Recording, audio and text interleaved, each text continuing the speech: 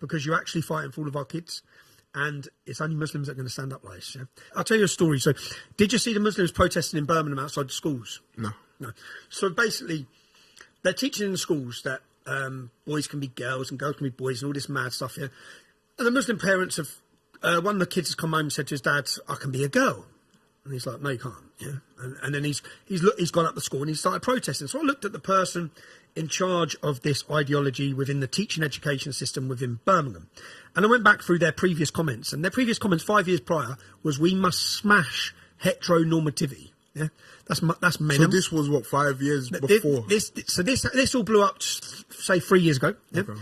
And 5 years prior to her, Ellie Brown, the woman she's in charge of the teaching system within Birmingham, and she's the one pushing the LGBTQ+, which is an agenda and into the children. Yeah.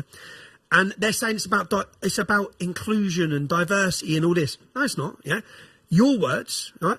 We want to smash heteronormativity. That's men with women.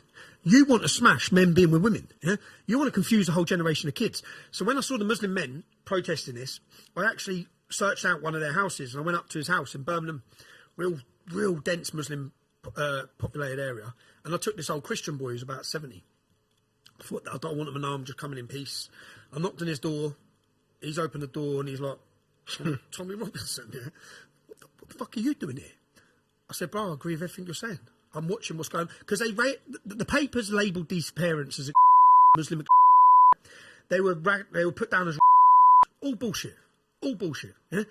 They're concerned. So I said, I'm here as a concerned dad, and you're a concerned dad. And what they're doing to our kids here is wrong. So he said, "Come in for dinner." And I went in for dinner. It's a mad one because he's obviously he's a very strict religious beliefs. And I've got his wife handing us dinner around the corner because I couldn't see her. So we were all sitting there. And we have dinner in his house. And I said, "Mate, I just want to offer my support, yeah, in any way I can, to separate you lot from being called Muslim in this issue, because you're actually fighting for all of our kids. And it's only Muslims that are going to stand up like this. Yeah? But what they've done is they used the legal system, which we'll get onto. They used the legal system against those parents because they give them injunctions, prevent them from protesting outside school gates, or they go straight to jail. Like they've done to me with many of these court injunctions. So when they use the media to beat them all down, yeah, and then they give them all these court injunctions. So and I walked out. I got chased out. I walked out of his house. Yeah. So we had dinner, and then I said, "Mate, I wanted to work together." I said, "Don't you shut a school down. Let us all shut a school down. Yeah, because we need to start shutting schools down. That's what we need to be doing. They're teaching our kids. They are children. Do you know part of national curriculum in Wales? They want to teach children aged 6 years old. This may sound mad, yeah." How to self-love themselves.